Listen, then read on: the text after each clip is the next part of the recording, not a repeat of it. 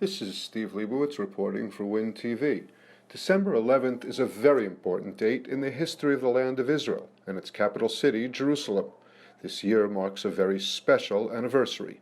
On December 11th, 1917, British General Edmund Allenby and his forces liberated the city from the Ottoman Empire and ushered a new era into Jerusalem's history. It was a legendary moment exactly 100 years ago when General Allenby and his troops made a dramatic entrance through the Jaffa Gate. A Hanukkah miracle and a Christmas present are two of the titles given to the event that marked the overthrow of 400 years of Turkish rule as the Ottomans surrendered Palestine to the British Empire. A formal announcement was made in the British Parliament, church bells rang out throughout Europe in Thanksgiving, and special prayers were recited in synagogues. The liberation fell on the Chanukah holiday, and Jews viewed the event as a Hanukkah miracle, the beginning of the fulfillment of a promise of revival and sovereignty. About 50 years later, the Jewish state was born, with Jerusalem restored as the modern capital of the newfound nation of Israel. I spoke with Lenny Ben-David, who is authoring a book on the 100th anniversary of the Allenby conquest. Ben-David told us a little-known story of Allenby and Chanukah. Lenny Ben-David, you've written a book, American Interests in the Holy Land, 1840 to 1940, filled with unbelievable photographs. How did you come up with this book? My discovery of the photographs was purely accidental. I was looking for a document in the Library of Congress online, a policy document. And when I typed in settlements, up popped the phrase, Jewish colonies and settlements in Palestine. And I said, what? And when I went, I discovered that the Library of Congress had 20,000 newly digitized photographs of Palestine. And many libraries around the world, I discovered, from the British Library to universities in the United States to an Irish church, have all digitized photographs, and people are not aware of them in existence. I'm going around and discovering them all over the world.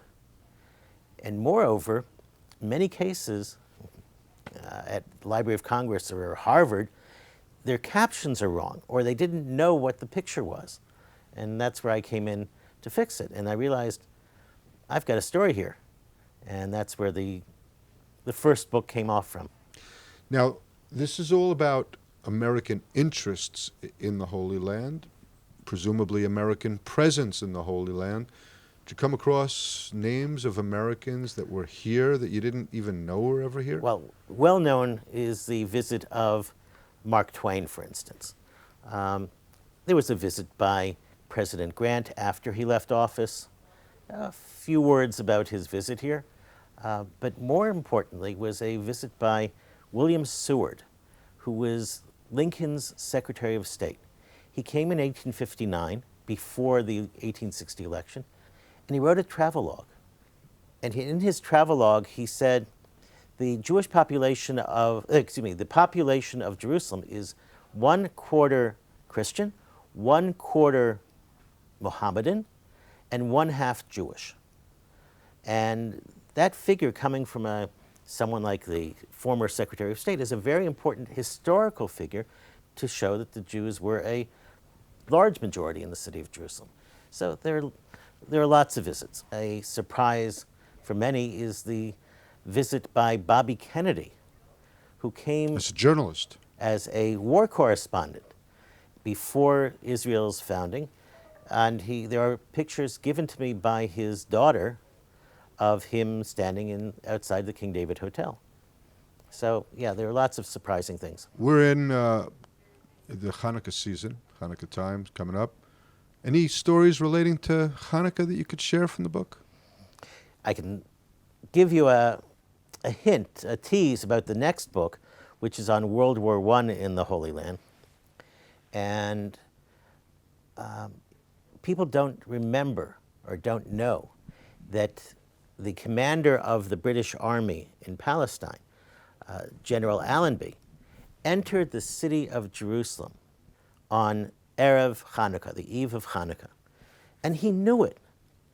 And he even described in his diary and in the journal of the war that he was coming in 2,600 some years after Judah Maccabee.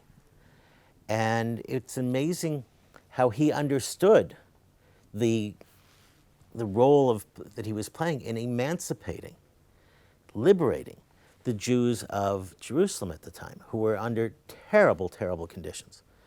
According to one diary of somebody in the city of Jerusalem, they thought it was going to be their last Hanukkah in Jerusalem, and they expected to be dispersed. They expected the city to be destroyed because they had heard the crashing booms and the barrages that the Turks unleashed on Nebi Samuel on the outskirts, which was leveled to the ground. And they suddenly heard the boots of the soldiers coming to expel them from their cellars and where they were hiding. And they were the British soldiers who were coming to rescue them. So this was a Hanukkah story of the ultimate rescue.